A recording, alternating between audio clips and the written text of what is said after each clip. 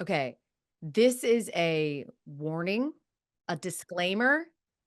If you have the case of the Mondays, meaning if you just want to hear a total bitch fest for about 30 plus minutes, have I got a show for you.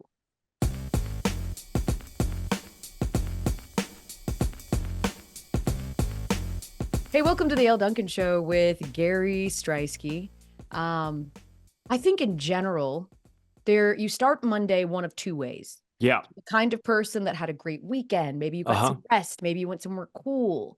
And so you're feeling like optimistic and positive about the rest of the week, right? Maybe you're going somewhere really cool this weekend. And so you're like, Okay. yeah, let's get this week started because yay. Or maybe you're like me and slept with your 5-year-old for the last 3 days who sleeps like the exorcist Oh, and have had absolutely no sleep and are just feeling sort of grumpy. And it's just like every single day, Gary, I just got grumpier and grumpier and grumpier. And so I'm just going to warn you, this show could be brought to you by Get Off My Lawn because I just feel like so many people in sports this week like just sort of mildly irritated me and I'm ready to bitch about it. Elle, that's fantastic because that leads into a perfect segue for me. I have a friend who is a dear friend, a friend of yours as well, and they are diehards. They listen to every episode, they watch every episode, they hit me with notes and what their favorite parts of the episodes were. And one of their biggest critiques of this show Okay. is that you and I, talk about sports too much on the What? program. So fortunately, we're about to have a recap over what we saw over the course of this past weekend, and I don't think anybody would qualify it as sports. Yeah, So we're good. you're clearly talking about the NBA All-Star weekend. Also, your friend is crazy. Okay, we wear headsets. We do True. love lines. All right. No, no, no, no. We did a race MVP for God's sakes. By the way, we told you guys last week when we did it, it would be going to be a great litmus test on how many people in the office watch. And apparently not a single one of them because I didn't get any pushback. It was great.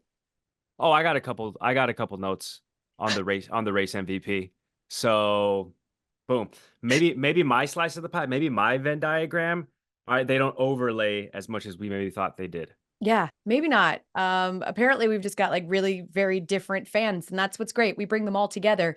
And that's exactly what it's supposed to be with the All-Star game. You bring all of these huge names together, All-Star weekend. And like, listen, in general, there is a crisis of conscience when it comes to these sort of all-star games. Every single one of them knows that they are staring down the barrel of like complete irrelevancy. It's why the NFL years ago pivoted from a game and tried to just like get us excited about dodgeball. I personally don't think that they can be saved. And Mhm. the NBA tried very hard to do exactly that after record lows last year for their all-star game, Gary. They really wanted to make an emphasis on this being interesting again. They went away from the old new format of two captains picking whoever they wanted Yeah. via playground style. They decided to go East versus West again, and they just put such an importance on being there and playing hard and giving everybody a show. And then we got 211 points. Bro, we had somebody score 50 points on the losing team. Somebody scored 50 points and didn't win All-Star Game MVP. That's crazy. It's just bad, and the thing Yes. is, Gare Bear, is not only the players don't care. I mean, Anthony Edwards said it. He's like, "This is supposed to be a break. It's literally called the All-Star break. What, you want us to go out there and die for balls so that Mhm. then one of us can get hurt, and then you guys call us stupid morons because it's an exhibition game? Like, Yeah. what are you supposed to do?" So I get it. Like, if you're the actual player, no, you're not gonna play hard. You don't wanna hurt someone. You don't wanna potentially hurt someone or cost someone. These dudes are all obviously very integral to their respective teams, which is what LeBron is saying. But even Adam Silver yesterday, when he was giving the trophy out, just sounded so incredibly dejected. Listen. And to the Eastern Conference All-Stars, you scored the most points. Well, congratulations. This man was like, "I hate all y'all and I wish I could cut you." He was so mad. He And was pissed. the important thing to take away from what he said to the Eastern Conference All-Stars was that yes, he said they won more points. He didn't say you won Yeah. the game. You He had more did, he points. did congratulate them, but he didn't even call it a game. He didn't say win and he didn't say game Yeah. because up to this point, they were trying to build this up, which, by the way, I was a fan of the Elam ending because they did make it close on purpose for the last, what was it, 8 years. At the fourth quarter did matter in the All-Star game. And I went back and looked at the history of the All-Star game, recent history, and then a little bit more blown out. And there were like single digit games recently that the All-Star game finished in. Now we haven't had an overtime game in over 20 years, 2003. Then we had a double overtime game in 1993. So like that's when they used to be bout it. But how much does the NBA want us to care about this and then the second half of the season and now the in-season tournament? To me, Elle, it's starting to feel like they're devolving into like international soccer, where yes, this little pocket of the season is important, and then this pocket of the season is important, and then you're going to send your players on loan, and that's important Yeah. for somebody else. It's too much going on. I think, Gary, what's really interesting is that I remember when we were young, I told you that this was Straight gonna up. be a get off my lawn, but when we were young, we were longing for more sports, right? We were sort Yes. of subject to whatever was on locally. I remember being young and my uncle having to tape Denver games because we lived in Florida at the time, and unless they were on national TV, he would have to, like, tape Denver games, then send my mom the tape so that she could go back and watch it, like, via a VHS tape. Like, we as media has evolved, as streaming has evolved, as all of this access has evolved, we have access to sports almost too much, right? And I would say too much to maybe a casual fan. In our world, we love that. Like we want you to consume as much sports as possible. It's literally how we make a living. But if you are a regular fan, I could understand how you having access to every if you've got NBA League Pass, Gary, then you can watch these guys Yep. actually compete every single night for real. You can watch them do these things in real games and yoke and yam and all those things. So why do you want to watch them in an all-star game do it? And I think that's the problem is that we used to clamor for more basketball. We used to clamor to see guys that we would never see if they were outside of our local sphere. And now we get to see them all the time. And so it's like, well, what's the incentive then of staying up? The game starts at damn near 9 o'clock on a Sunday night. Why? So that they can go out there and just, it's basically a shoot around. And I think that's the problem, not just with the NBA, but with every single one of these leagues, with every league pass, with every this, with every, it's on football's on 5 days a week now. It used to be a 2-day a week thing, Yeah. until the playoffs, and then you'd get it 3. Now it's on 5 days a week. So I say all that to say, I don't think any of these things are fixable. Like me personally, I still am all in on the home run derby. I love it. Yeah. I still think the home run derby is great. I'm not watching the actual game. Don't care. Especially because it stopped mattering, right? Like they tried to make the All-Star game important by giving home field advantage. Were you a fan? I know I'm in the minority when I say that, and I think I've said it on this show that I was a fan when Major League Baseball dictated the World Series home advantage Yeah. to the winner of National League, American League. It made it matter, and then you're gonna have your detractors saying, "Oh, well, there's a player from every team that's represented on both the National League and American League All-Stars, and half those guys don't even make the playoffs, so half those guys don't even care." Well, if there's gonna be a rebuttal for everything, what are we doing anything for? Like you have to incentivize these dudes with something. And I think it should go back to like the majority rules in terms of common sense. Like you have to make it matter in some form or fashion. Money doesn't matter to these guys anymore. Like Dame Lillard won $60,000 for winning the three-point contest. Dame Lillard ain't gonna That's pocket notice. change. That's what I'm gonna say. Dame Lillard isn't gonna know $60,000 hit his account from the 3-point contest. Like that's nothing. You know what I'm saying? And I know you kind of chirped at me when I was like, "Who cares? The in-season guys making 250 grand," and you're like, "Well, that's a pretty big chunk of change." Well, listen, if you're gonna make a prize big enough monetarily for these guys to care, okay, find a way. The NBA is not hurting for cash, but I would say make it matter more to the actual game, which would be some sort of home court advantage at some stage of the playoffs. And then, of course, there were people in the comments like, well, some of these guys aren't going to make the playoffs. All right, well, that's cool. That should then elicit the guys who will be in the playoffs, the Giannis's, the Jason Tatums, the LeBrons.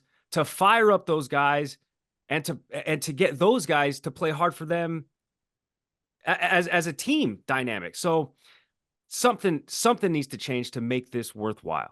I think that there's obviously everybody has an opinion and everybody's got some ideas on how to make it better. I saw a tweet that was very popular. It got lots of likes and it's been shared in quite a few group texts already. And it says the only way to save the All-Star game is to turn it into a true pickup run. 4 teams of 6, 1 sub per team. It's a 5-on-5 half court. The first to 15 is the 1s and 2s. The winner stays on, and then you play for a set amount of time. And whoever wins the most amount of games is the winning team. This is kind of like an elevated version of what I threw out, which is like, I think you should do sort of a mean tweets meets all-star game version, right? Where like LeBron James gets to go back and like find someone who's been talking about him, Skip Bayless, and he gets to challenge him on the court at the All-Star game. Like, just go collect everyone's like trolls and then weave them into these teams. And like, let's really get this going, because that would be super interesting. But I do think that the NBA has been great about outsourcing ideas. The play-in game happened because people kind of called for it, or they wanted some legitimacy to the beginning of the season. And it ended up being a great success. I mean, it wasn't certainly a precursor of what was to come because the Lakers really haven't won since. But I think that like, the NBA is good at keeping their pulse to the streets, if you will, to see sort of what the fans are clamoring for. And if I'm them, I'm going to a full-blown, you get to pick them, the fans format. The same way that you pick the All-Stars, you get to pick how we do the All-Star game this year. What do you guys want? Because I do still think that the skills competition is fun. I'm all in on the 3-point competition. No thanks on the slam dunk competition. Like, it's been done already. I can't watch somebody jump over anybody else anymore. It's just been overdone. And so I think there are things that are still legitimate, and then there are things that are just not going to be able to be solved. And I'm not really sure the All-Star game is one of them. I thought that it was a pretty big indication that Sunday morning Sports Center, we led with, which generally speaking in years past, Sunday morning Sports Center, after the Saturday night of All-Star weekend, you lead with the dunk contest. Last Sunday, we led with Sabrina Steph. So I think that just sort of shows you the fall from grace that was the dunk contest. Now, you're talking about having an All-Star competition that's competitive. That's the only way you're going to make the dunk contest competitive, because you have dudes on YouTube who have an entire following by just doing circus dunks. Mac McClung gets woken up like Michael Bublé and Mariah Carey get woken up every December. Hey, wake up. It's time to go to work, right? So you need to pick these highlight dunkers off the streets, get these and one dudes off the streets to compete with the NBA dudes, because that's the only way you're going to incite any new creativity with those events. I think you're right, Gary. Like, I think we have put so much on name recognition, but the truth of the matter is nobody cares who the name is anymore. They want to see some circus because that's what they always see. So I would much rather a bunch of no-name and one players, globetrotters, trick basketball shooters doing this, basically Mac McClung. I would rather more of them than just a really big name who can like do really impressive dunks that we have already seen ad nauseum time and time and time again. I'm totally with you. I think that we've got to get away from the name recognition and get more into the pure entertainment aspect of it, because until someone starts pulling, I mean, who was it that said even during the All-Star game that the most interesting part was the trampoline dunkers? He literally, which player said that? Anthony Davis. Anthony Davis was like, that was the best part of the All-Star game. So make that the slam dunk competition. But I do have to say that there was a couple of things surrounding the 3-point contest and the slam dunk contest that just to get on, my rocking chair and be grumpy about. You're fired up today. I told you I was grumpy. Clear the lane. Let's start with Sabrina and Steph. I'm just convinced that there are just some dudes that really just don't want women anywhere near their sanctity of sports, because how anyone could have watched what Sabrina Ionescu did, okay, scores 26 points, shoots with the WNBA ball, but from the NBA line, which is, by the way, 3 feet further than she normally shoots from. Not insignificant, by the way. And not only did she come within 3 of the most prolific shooter of all time, she tied who was the 3-point contest winner in Damian Lillard. And still somehow it was, oh, well, she should have shot from the women's line, because it's still people denigrating her performance and saying that she should have done something different than exactly what she just did. And it's shocking to me that we could be this dense at this point. So here's the thing, Elle. I hear what you're saying.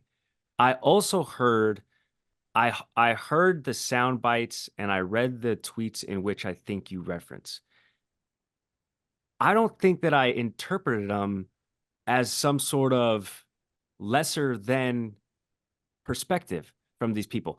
Like, I saw it as Sabrina Ionescu and Steph Curry challenged one another in a 3-point contest. Just like maybe some people saw it as a disadvantage for Sabrina to be shooting from the 3-point line, the NBA 3-point line. Wouldn't it be the same thing if Steph would have been like, no, I'll go and shoot 12 to 18 inches closer and shoot from the WNBA 3-point line? What? No. It's the same kind of disadvantage. No, it's not. It's not the same kind of disadvantage. It would be the No, same it kind wouldn't. of You think it's a disadvantage for a shooter to shoot closer to the basket? That's ridiculous, Gary. Absolutely 100%. not. No, she knew what was coming. That if she did it from the WNBA line, no matter what she did, everyone would go, no, do it from the men's line. And that's the problem with being a woman, is you're damned if you do and you're damned if you don't. If she would have beat Steph, then they would have said, shoot it with the men's ball next time. There's nothing that woman could have done save for beating him with a men's ball, something she does not shoot with and never has.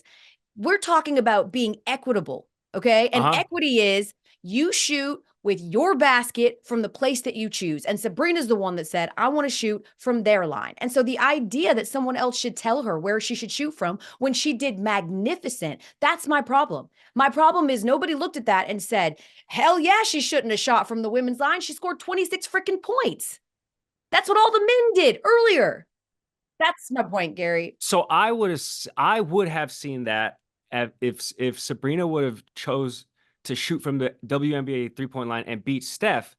In my eyes, that's like, yeah, that's straight up equal. Because she lost to Steph in that point, it had me wondering, had she shot from the WNBA 3-point line, would she have beaten Steph? And that's how I interpreted all of this. She should have shot from the WNBA 3-point line to give her a fair advantage, an advantage. It wasn't but she didn't need a fair advantage. She didn't want an advantage, Gary. She wanted things to be as equal as they could be. And she's never, ever shot in her career with a men's-sized basketball. So handing that to her is ridiculous, right? I'm not advocating for her to shoot with a men's ball. Point is that everyone wanted her to handicap her chance, and she didn't need to do that, which is why she tried to do it from his line. And not only did she do a fantastic job, again, she would have tied Damian Lillard, who scored 26 points twice. So did she. Same situation. So if she had not been going up against Steph Curry, if she had just been in the 3-point competition, she would have tied Dame Lillard and they would have been in a shoot-off. And who knows what would have happened. So my point is, the idea, anybody looks at what she did and goes, ooh, but if she only would have, because I thought she did a damn good job. I thought she represented the WNBA in an incredible way. And she went after it. And I think it was great. She didn't want to shoot from that line because they would have taken it away from her. They would have. If she beats them from the WNBA line, then they say, well, asterisk, go back 3 feet, sister. So no, she was damned if she does, and she damned if she doesn't. I think she did a fantastic job. Sign me up for round 2. Throw Caitlin Clark against Dame Dolla in that next year, and I'm all in. And also, come do that at the WNBA game, Steph Curry. Okay, see, I agree with you. I think I agree with you about everything you're saying. I think that we interpreted the noise differently, though. I think, which we would. Listen, Gary, the point is that this is why we interpret it, because we understand as women, there is always some line of demarcation. There's always some qualifier, and there is. It's always you look at some of the greatest of all times. It's like, we can't just let Serena live and let it be Serena. It's, yeah, but could she beat Roger Federer? Probably not, he'd smoke her. And it's always a qualifier. And that's what's so annoying. It's exactly why Billie Jean King wanted to go after Bobby Riggs for the Battle of the Sexes, because the difference, of course, is that Steph has such great respect for the WNBA. He doesn't do the 3-point competition anymore, but he decided to do this so that they could have this great competition because he has so much respect for the WNBA and for Sabrina as a shooter. Back then, Bobby Riggs was just a misogynist and a sexist, and he just felt like men inherently were better at women and things. And so Billie Jean King had to beat him for the sex. This is not that, but this is why women are sensitive to it, because there is always some qualifier if we don't do as expected, or even if we do as expected. And it's annoying. And so I'm going to get off of my like soapbox right now when it comes to that, because I'm going to target essentially the same person for something else that involves a man. Let's stop saying, can we give Mac McClung a chance in the NBA? Whoa. Mac McClung is under 6 foot and is on 2-way contracts. He has been given opportunities.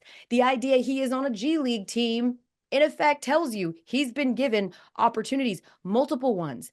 He's not an NBA player, and that's okay. He's literally the guy, like you said, that you just dust off when it's time for the slam dunk competition, and he's been exciting and super fun to watch. I thought that his dunks were fun. I'm kind of sick of people jumping over people, but he did it and he dunked backwards. He passed to himself. Like, he's trying his best to be creative, inventive, and I appreciate that. But let's not act like once a year when we see him do this kind of stuff, it's the same thing to being able to compete on an NBA floor. It's insulting. And the idea that it's coming from NBA players is crazy. Well, I think that because it's coming from NBA players, you have to give it a little bit of credibility. I mean, Mac McClung is good enough to be on a G League roster.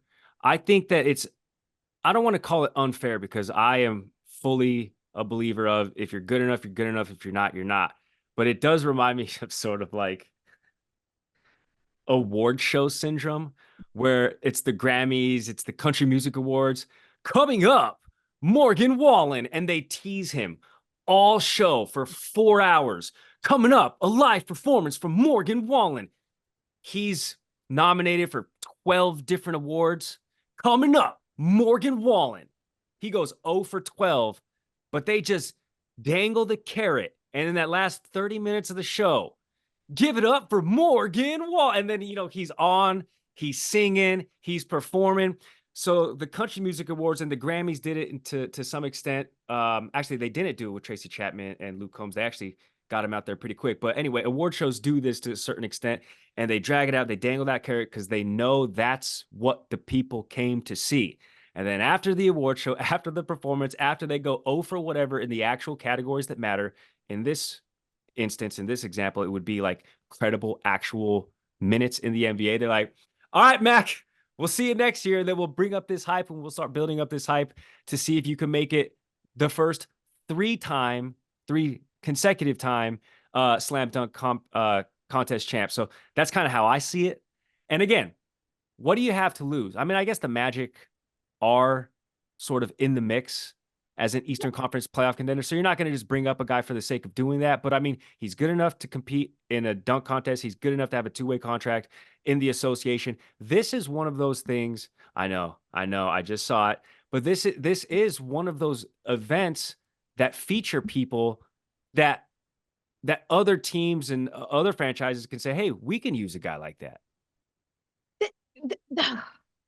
What did I say? The idea that you think someone is scouting the fucking slam dunk competition is what is wrong with all of us. We don't give any of these teams enough credit. They literally have whole roster of people who only do that, who only go to G League games to see if there's guys there that they need. What I'm taking gripe with is not whether Mac McClung could ever be an NBA player or not. It's the idea he's not getting a shot. Of course he's getting a shot. The man is averaging 24 points and 7 assists in the G League, and he has had 2-way contracts. He has been called up. If he's not on an NBA roster right now, it's not for lack of opportunity. That's what I'm trying to say. It's not as if no one will give this poor kid a shot. He's had shots. I mean, that's what I take issue with. I'm not saying he couldn't one day maybe be a good NBA player.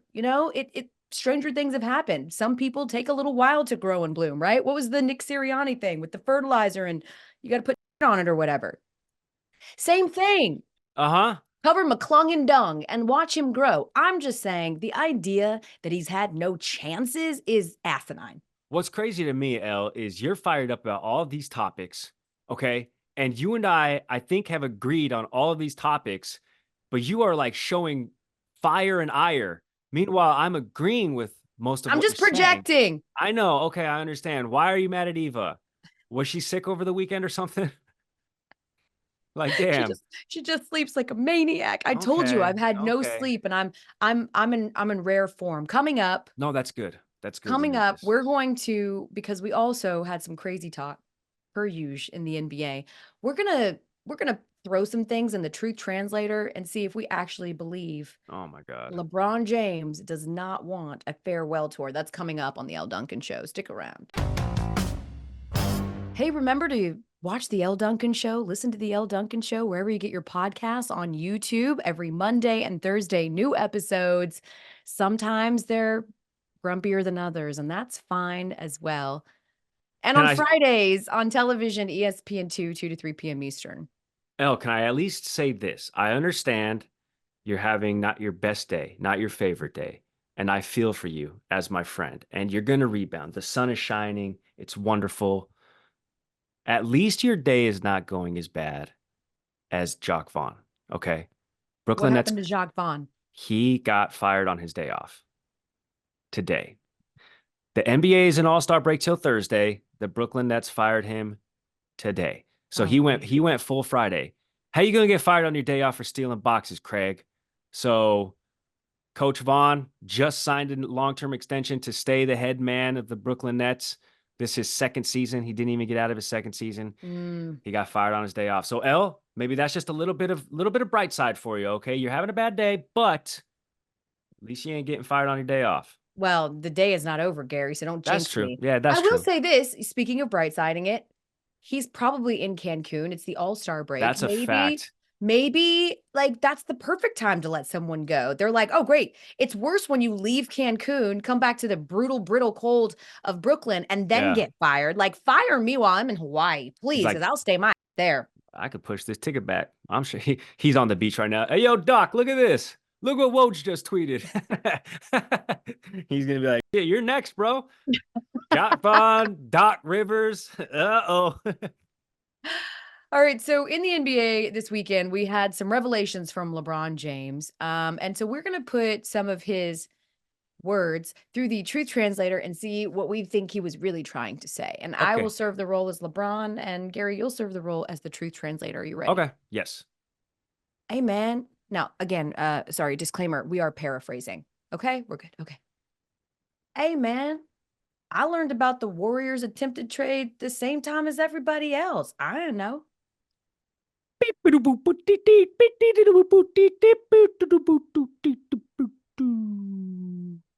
Hey, man, because this is a hot mic, I'm supposed to tell y'all that I learned about the Warriors trade, wink, wink, at the same time everybody else did. Awkward stare into camera. Sure. Yeah, maybe what he meant was they weren't nearly as excited to have me there as I assumed. So now I want to Straight up. be a Laker for life. That's crazy. Like, okay, so he becomes a free agent at the end of this year. Uh-huh. He's got a player option at $51.5 million. Brian Windhorst is like, he's already at this point negotiating by way of hot mics and hopping on shows and tweeting for his next long-term extension with the Lakers. That's crazy. It's crazy to me that LeBron is going to be a free agent at the end of this season. And this at this point, it's the culmination of what we've been talking about for so many years. Bronny James is draft eligible, and everybody says that Bronny right now is not an NBA caliber talent. So that whole somebody's going to take a lottery flyer or a first round flyer on Bronny just to try to entice LeBron James, that is quickly lost steam, but Yeah. is still one of the most interesting storylines heading into this summer. I don't think that LeBron or Bronny, either one of them would want that. I don't think either one of them want a Thanasis Antetokounmpo contract. I mean, it's the truth. I don't think they're comfortable with it. I mean, like it's very different. Giannis is incredible. That's his brother. He's looking out, and I totally get it. But I do not think that LeBron or Bronny, who is, under a big shadow, would want that. And he had the heart condition. It was a late start for him of the season. He's draft eligible, sure, but I would be shocked if he didn't return to USC. Sure. But I do think that, this idea that LeBron, who also had this to say, so I'll let you put this through the truth translator before I give my thoughts. Here I go again. Okay. I don't know how many seasons I have left. I know it's not that many. And I was just asked this question a couple of days ago. Will you take the farewell tour or just Tim Duncan it? Honestly, I'm 50-50. Bloop, bleep, bloop, bloop, bleep, bleep, bleep, bleep, bloop, bloop, bloop, bloop, bloop, bloop, bloop, bloop, bloop, bloop, bloop, bloop, bloop. My farewell tour better rival any tour Taylor Swift has ever been on. Take the Eras tour, 10x that mug, because that's what I want my farewell tour to be. Correct. Point blank, period. LeBron James gonna retire at the end of a season. Just sneak out. Just sneak out. Okay. Sure. Okay. Just go away. No. What? Listen, and I don't think, here's the thing. I don't think there's anything wrong with wanting a farewell tour. He's going to go down as either arguably the greatest of all time or one of them. He's going to go down as having played for over 20 years. He's a legacy player. I don't think there's anything wrong with letting people go around and give you your flowers and say, way to go, and get the adoration and the love from everybody. Kobe got that tour. A lot of the greats do, right? Tim Duncan, it was never his style. He was always sort of the quietest kept, wearing his dad jeans. And it's like, it just was all of that attention and fanfare. It wasn't great to him. And I believed that. But the idea that LeBron says he's uncomfortable with praise or I don't believe that at all. And I don't think there's anything wrong with that. It's not me calling him an egotist or anything like that. I think that some people are fueled and motivated by the passion, whether that's hate or love. And I think that fuels him to some level and has fueled him for as long as he's been. I mean, he's still so good. He's still so good. And I don't think there's anything wrong with saying that. But I think that what he is trying to say through the truth translator is, I'm giving y'all a warning that I am winding down. Yes. So y'all better start working on them gold chairs right now, because them take 2 years. That's a fact. Also, that puts an incredible amount of pressure, though, because LeBron's going to announce, hey, this is going to be my final season or whatever, ahead of whatever his final season is. And anything short of a championship in his final season, because he is so good at now pushing 40 years old, he'll be 40 next December. Anything short of a championship, Jackson wrote it in the chat. Coach K scared him off because Coach K announced it, and then he got bounced by his arch rival in his last game of the year, he did. To North Carolina. That was nasty, bro. That's the point. Is it could go so. That's what I'm poorly. saying. It could go so bad. I remember Tom Brady's last game was at home at Foxborough against the Tennessee Titans, and Logan Ryan, former teammate, picked him off, and that was my lasting memory of Tom Brady in a New England Patriots uniform. And now LeBron James is going to announce his retirement. And imagine this dude doesn't get out of the regular season. Like, what? Yeah. Like, the NBA is going to make an 82-game show for sure.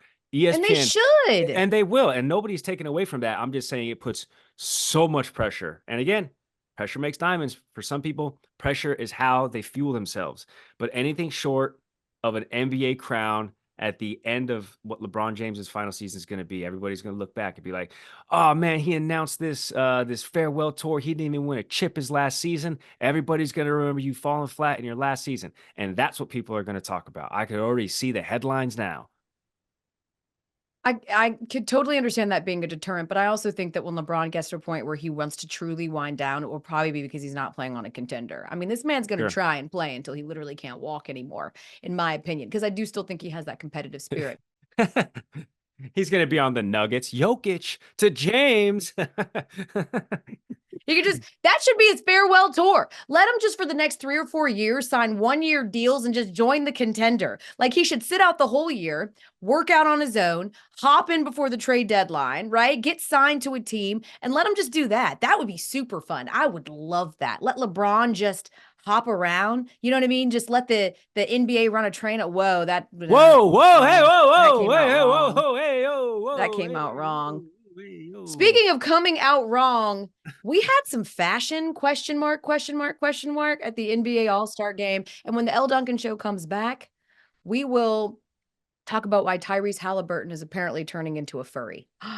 Stick around. All right, we're back on the Elle Duncan Show, a place, by the way, that has new episodes every Monday and Thursday on YouTube and wherever you get your podcasts. And then Friday on TV, don't forget. 2 to 3 p.m. Eastern. We're like the NFL. We're oversaturating now, Elle. Yeah, man. You can get us everywhere. We're like athlete's foot. We just grow on you. You know what I mean? And we never go away. Yeah. I would have gone with Moss. So we had some All-Star Game fashion. And for the listening audience, we're going to do our best to describe what some of these outfits look like. But if you're interested, when you're not driving, of course, just take a quick peek. Yes. And you'll see exactly what, or you can go over to YouTube, whenever, and you'll see it up on your screen. I'm going to start with Tyrese Halliburton, which was... it was a choice. It was a choice. So it basically looks like, our producer Jackson said, it looks like he got bit by Cookie Monster and is slowly becoming him. And that's accurate, because he's wearing what looks to be just a regular suit that you would just see at like a guy probably carrying a casket. And then he's got around his biceps just these what an example. Furry cuffs. Yeah.